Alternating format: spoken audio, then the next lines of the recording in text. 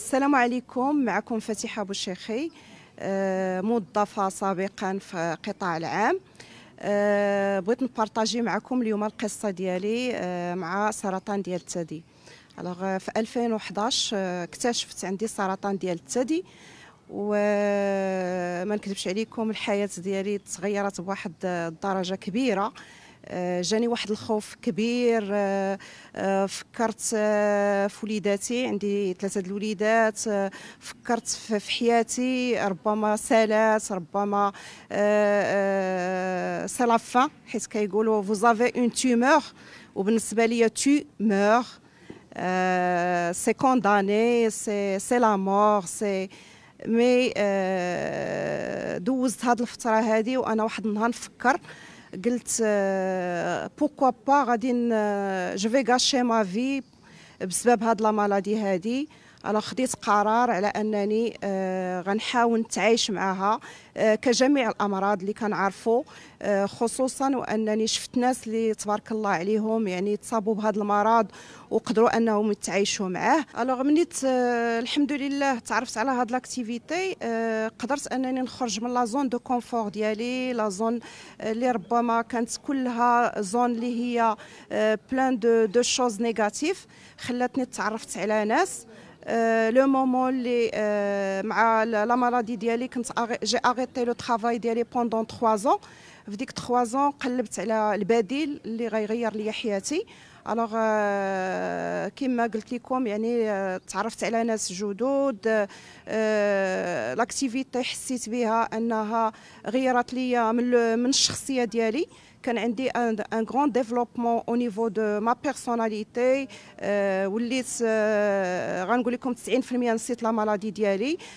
بديت كندير دي زاكسيون، ولا كانوا عندي دي فواياج، كان عندي لو بارطاج مع افيك دي جون اللي هما بوزيتيف، دي جون اللي هما افونسي في حياتهم، دي جون اللي هاد لاكتيفيتي غيرت ليهم حياتهم.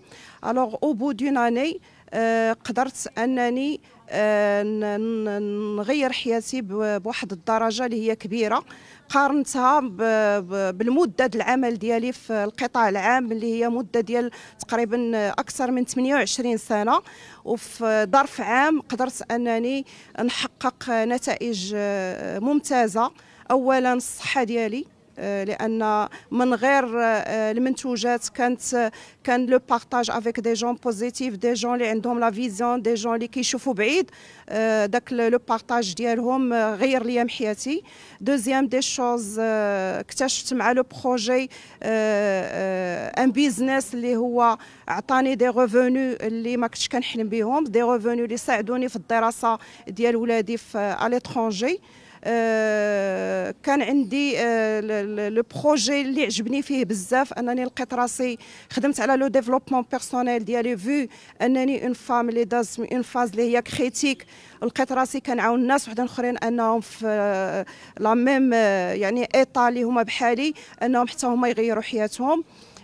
كنت سبب في تغيير يعني حياه ديال ربات بيوت اللي كانوا جالسين في الدار. يعني قدرت انني نخرجهم من لا زون دو كونفور ديالهم ونعلمهم ان بيزنس اللي غيمشي بهم بعيد. وانا بيني وبينكم اللي خلاني انني الحمد لله صافي دابا بلوس كو 8 طون وانا كنتعايش مع لا مالادي ديالي. سي لا ريكونيسونس دو بروجي اللي انا فيه، اللي عطاني الثقه في النفس وعطاني خلاني انا نتاكروشا في لا في ديالي ونعيشها كما بغيت. ودابا الحمد لله كنعيش مزيان، كندير ميزاناليز، كلشي مزيان الحمد لله. اش يمكن لينا نطلبوا من غير هذا الشيء؟ ليكيب ديالي كنتعامل معها ا ديستانس. عندي الزوج ديالي كان في الاول فاش خديت هذا القرار ما كانش موافق عليه، ولكن كان حضر معايا بزاف ديال لي كونفيرونس، وحضر معايا ودار معايا دي فواياج في المغرب وخارج المغرب. باغ لا سويت اكتشف لانتيغي ديال لاكتيفيتي اللي انا خديت فيها القرار، وسورتو ان شاف ما سونتي الحمد لله دو بلوز اون بلو كتحسن.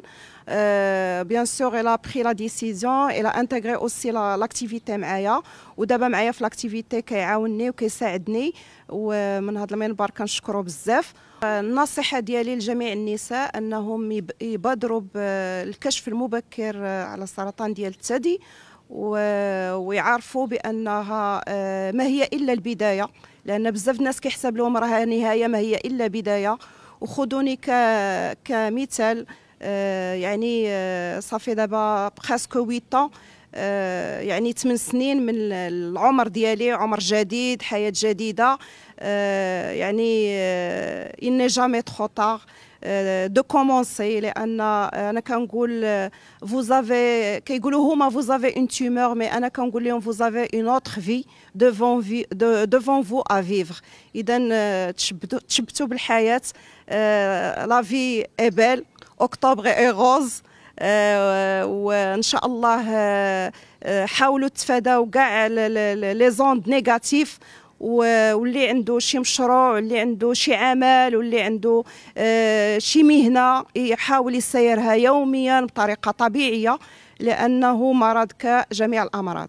ما تنساوش تزورونا على الصفحه الرسميه ديال لاله مولاتي وتضغطوا على سبسكرايب باش توصلوا بكل جديد.